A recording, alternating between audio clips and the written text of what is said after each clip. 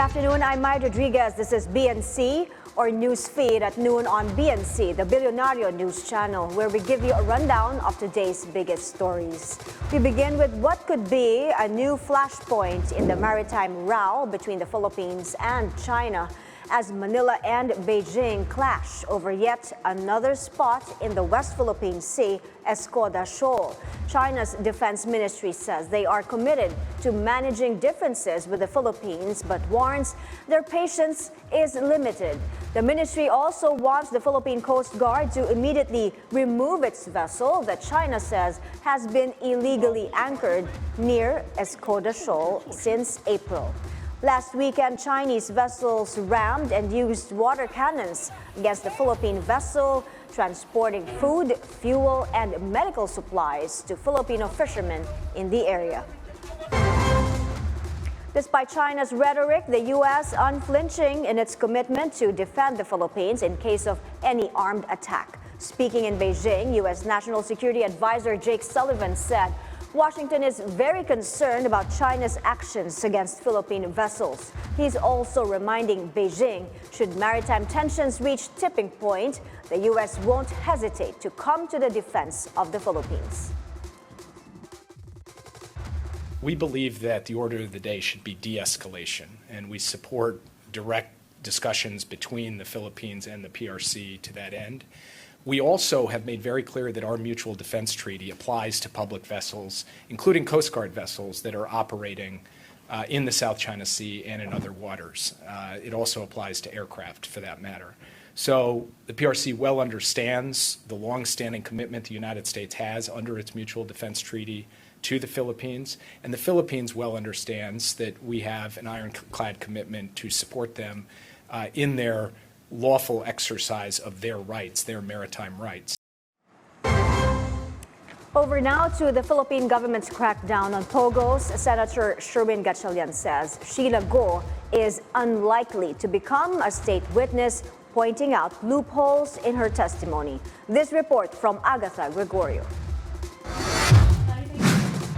The Anti-Money Laundering Council owes lawmakers an explanation as to why no money laundering case has been filed yet against dismissed Bamban Mayor Iga Guo and her cohorts.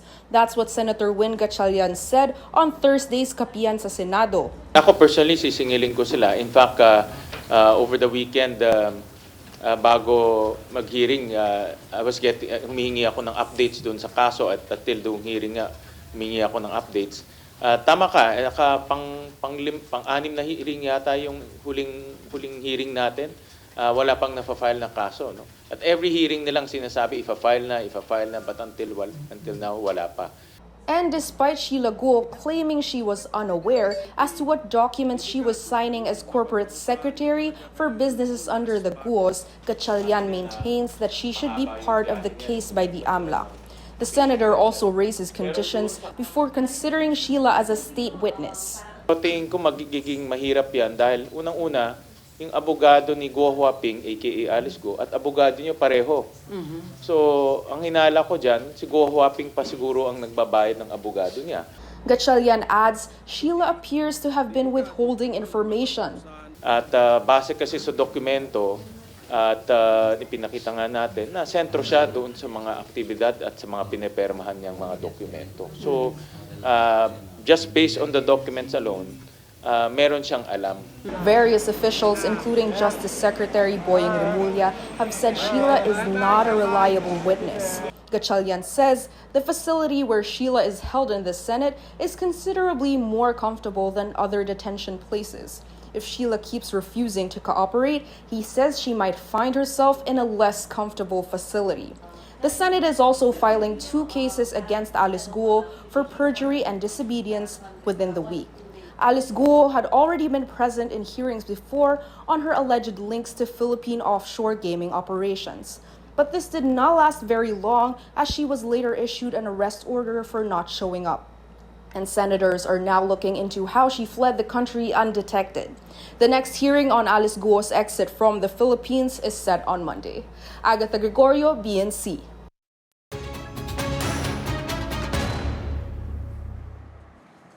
More policemen have been deployed to Davao City as the hunt continues for wanted religious leader Pastor Apollo Quiboloy. They will be augmented by soldiers in an operation described by Quiboloy's camp as illegal. On the scene at the PNP headquarters in Camp Crame is Francis Falve. Go ahead, Francis. On the 7th day of operation, the police and the military worked together to arrest KOJC Pastor Apollo Quiboloy in Davao City. Eastern Mindanao Command Chief Lieutenant General Rex Luis Bergante confirms 3 companies from the military Civil Disturbance Management Unit are already there. KOJC lead legal counsel attorney Israelito Torion says the Constitution only allows the use of military force in cases of lawless violence or rebellion. Defense Secretary Gilbert Chodoro Jr. clarified on Wednesday that soldiers were deployed to assist the Police Regional Office 11 at the request of the police. 1,100 PNP new police personnel were also deployed to Davao City. Yesterday, DILG Secretary Benjamin Abelos Jr. shared in a press conference the videos that PNP obtained from days of operation inside the KOJC compound, reiterating some of the challenges they face in search of Quiboloy. Authorities had to deal with barbed and electric fencing as well as laser lights when they entered enclosed spaces. They also discovered Molotov cocktails. The secretary also showed a video of what seems to be a secret passage from the dome connected to some areas inside the 32-hectare KOJC compound, including a room supposedly of Quiboloy. KOJC maintains the operation of PNP is illegal and asked the PNP to honor the temporary protection order issued by the Davao RTC. The PNP and the court say the TPO does not prevent authorities from serving the warrant on Quiboloy. Mai? Francis, coming from what the police have just discovered, the secret passage, for example, does this give them a more solid theory or idea as to the whereabouts of Quiboloy, whether he's still there inside that huge compound or he's already left the country? Precisely, that's the question that we asked on the press conference that was held before lunchtime at here at the Camp Crame. Colonel Pajardo told us that they still have the reason to believe, and this is our strong reason that Pastor Quiboloy and the 4 others are still in the area. Mai? Thank you. Francis Falve there reporting live from Camp Crame. After the break, the U.S. elections heating up with Kamala Harris widening her lead against Donald Trump. This and more when Newsfeed returns.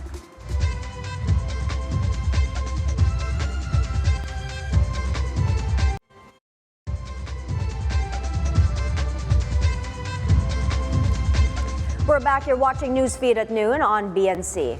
ACT Teachers Party List Representative Franz Castro does not expect Vice President Sara Duterte to return to the House for the resumption of her office's budget deliberations.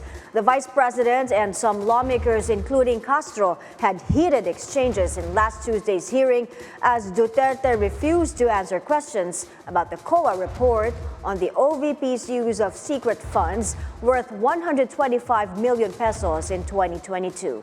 Duterte also insisted she will no longer answer any questions about her proposed budget, prompting the House Appropriations Committee to defer deliberations to September 10. Stream and social media, when you prepared Continuation. Well, sa nakita kong attitude niya during the budget hearing, very combative, talagang parang binibilittle niya yung House of Representatives. Parang tingin ko baka hindi na dumating siya or magpadala na lang siya ng kanyang mga USEC. Is that allowed? If you're defending your budget, can you send an undersecretary or a deputy to defend your budget? Well, usually during the budget briefing, we require the head of the agency to answer the questions. So yun, kailangan present siya doon. Pwede naman niyang, kung nahihirapan siya sa details nung pagsagot doon sa question, pwede namang i-refer yun doon sa mga USEC or yung mga ASEC. So usually, ewan ko lang kung ano yung magiging desisyon ng Committee on Appropriation kung magiging firm sila no doon sa tradisyon namin na dapat ay head of the agency yung sumasagot at nagde-defend ng budget niya. The Duterte-Marcos alliance was a force to be reckoned with until it wasn't. The honeymoon period between the political powerhouses was short-lived after irreparable cracks in the unit team emerged. Cracks that left the vice president in a desperate attempt to tighten her grip on power as her political capital fades. Eugene Adalia reports. In the early days of the Marcos Duterte rule, Bongbong Marcos and Sara Duterte enjoyed unflinching loyalty from lawmakers. Scions of strong presidents, Congress was a house of power for the two. Marcos understandably was revered, but Sara herself wielded power of her own. So strong that securing a historic 125 million peso confidential fund was easy. For many, she may very well be the next president. But no sooner than the 2022 elections did the cracks start to appear. Rodrigo Duterte, the former president, attacked the House, calling it the most rotten institution. Speaker Martin Romualdez, the president's cousin, of conniving with communists and for threatening a House member with death. The blowback was swift. Sara Duterte lost her intelligence funds for 2024.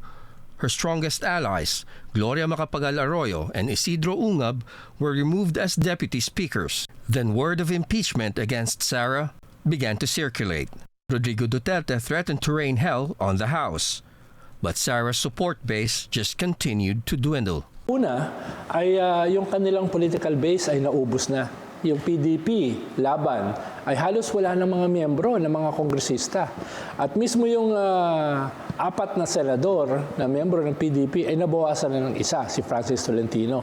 Ganon din yung hugpo ng pagbabago, yung partido ni Vice President Sara. Naubos na halos yung mga miyembro at yung kaunting natira ay nasuspindi pa. No? Katulad na ni Governor Hubahib. No? Kaya yun yung una. Yung political base ay na-erode, nag-hemorrhage.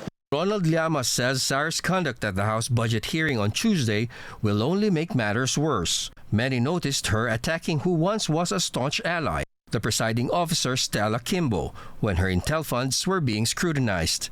2 years ago, it was Kimbo who got her 125 million confidential fund. Only a handful stood to defend Sara. One was Ungab, the other was Arroyo. Aside from impeachment rumors that continue to circulate, investigations on her family and allies ring through the halls of Congress. A quad committee is now looking into the involvement of Sara's brother, Congressman Paulo Duterte, in massive drug operations in the country. Yung makakasalba lang sa kanila ay for Vice President Sara to run for President. Dahil kung titignan mo, Karen, ang hinaharap nila ngayon is an existential crisis. Yung very survival nila ay nakataya. Yung Vice President ay baka ma-impeach. At kung ma-impeach siya, hindi na siya makakatakbo for any elective office. Eugene Adalia, BNC.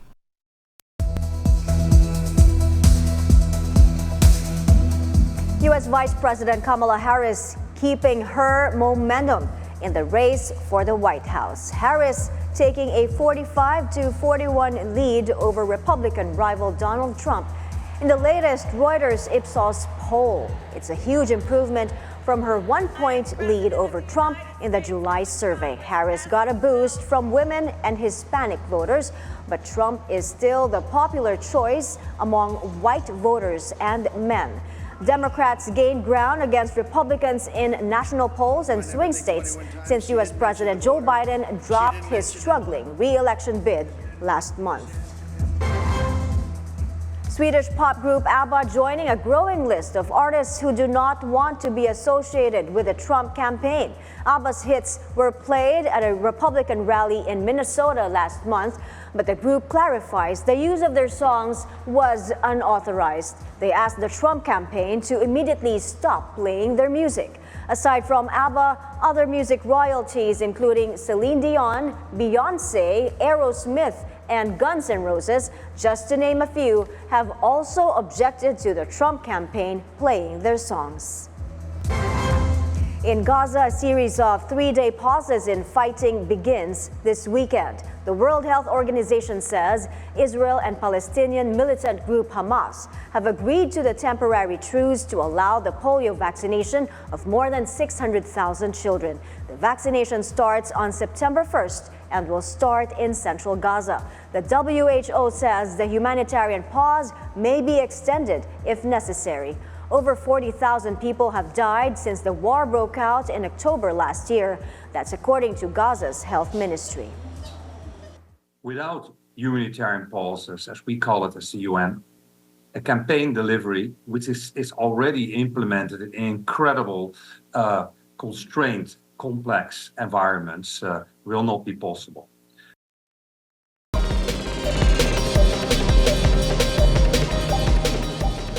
The Philippine government raises $2.5 billion from the sale of investment-grade rated dollar bonds at a cheaper rate. The 5.5-year tranche was priced at 4.375%, the 10-year tranche at 4.75%, and the 25-year sustainability tranche at 5.175%. Finance Secretary Ralph Recto says the global bond sale received strong investor demand, allowing the country to secure the best pricing for the multi-tranche transaction compared to its regional peers. Proceeds from the sale will fund the government budget and projects aligned with the country's sustainable finance framework. The Philippines secures the continued commitment of the Asian Development Bank to boost the country's climate action initiatives. ADB President Masatsugu Asakawa says they are finalizing a $500 million financing for Manila that will come from its climate change action program. This is part of the ADB's $10 billion financing commitment to the Philippines from 2024 to 2029. The ADB is the country's top multilateral partner and the second largest source of official development assistance. A U.S. district judge dismisses a federal lawsuit accusing Elon Musk and his electric vehicle company Tesla of defrauding investors by inflating the value of cryptocurrency Dogecoin and engaging in insider trading. The lawsuit alleges Musk used Twitter posts, a 2021 appearance on NBC's Saturday Night Live, and other publicity stunts to manipulate Dogecoin's value and profit from trades conducted through several wallets that he or Tesla controls. Investors have claimed Musk drove up Dogecoin's price by more than 36,000% over 2 years, only to let it plummet, causing billions of dollars in losses. Musk allegedly timed his trades around his public statements and activities related to the cryptocurrency. When we come back, the men's and women's top seeds cruising into the third round of the U.S. Open. Stay with us on Newsfeed here on BNC.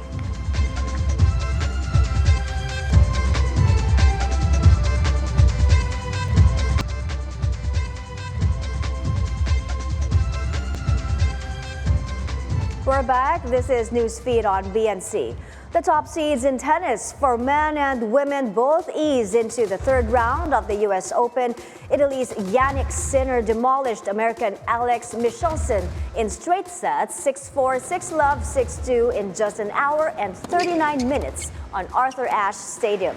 In the following match, Poland's Iga Swiatek dominated Japan's Emma Shibahara 6-love, 6-1 in just an hour and 5 minutes of play. With the Paralympics underway in Paris, a British startup is giving the visually impaired the means to enjoy the games. Developed by Give Vision, the high-tech headset provides those with vision loss a significantly enhanced visual experience and allows them to watch events in real time. The headset itself works in a couple of different ways. First of all, you can use it as itself on its head. It's got its own camera. The person using the headset can really zoom in on what they want to see. They can manipulate the image to suit their sight loss. The key thing with this is for a lot of people with sight loss, they need things to be enlarged and close by and quite bright. And this headset kind of encompasses all of those things. There's also a second setting where we connect in with the local TV cameras at an event. And this means that the person using the headset gets real-time footage of what's happening in front of them. The device has already been used for other sporting events, including the Paris Games. This is a first for the Paralympics. Speaking of high-tech solutions, another British startup is turning to artificial intelligence to provide real-time water quality warnings in rivers and beaches across southern England. Take a look. Here at this popular wild swimming spot in southern England, artificial intelligence is helping keep people safe. Dan Biles is checking the status of the water. With a click of a few buttons, he's told there are no current swim alerts. It's all clear to take a dip today. That water quality warning is coming from AI-powered sensors installed at wild swimming locations and beaches in the region. What the artificial intelligence then does is takes that real-time data from the sensors and is able to use it to determine in real time the risk of harmful bacteria in the river. Biles is with Unify Technology, the UK startup behind the sensors. At the moment, if people want to know what's going on in their water, literally a sample is taken, driven off to a laboratory. 3 days later, they will tell you, by the way, you should not have been swimming last Thursday. And that's not good enough. Unify's system uses data from sensors placed upstream. They monitor various factors like pH, temperature, dissolved oxygen, and ammonia levels. Over a 6-month training period, the AI learns to correlate these sensor data patterns with bacteria levels. Once fully operational, the system provides updates on water quality through their mobile app, alerting the public to potentially high levels of bacteria. It'll protect swimmers from health risks like gastrointestinal illnesses, skin, ear, and eye infections, and in some cases, more serious diseases. The initiative is part of a broader strategy to improve the health of England's waterways. Years of underinvestment by privately run, profit-seeking water companies in the UK have coincided with heavier rainfall from climate change. With a growing population, the country's water industry is close to crisis. The state of Britain's rivers and coasts is terrible. This is not something that's happened overnight. It's a problem that's been brewing over decades. And it's not something that's going to be solved overnight. It's going to take a lot of time and effort from lots of different stakeholders in order to solve this problem. And those are the news this hour. I'm Mai Rodriguez. Stay tuned to BNC for more top-of-the-hour news on Free TV Channel 31 and on our website, bnc.ph. Bilyonaryo News Channel, always on top.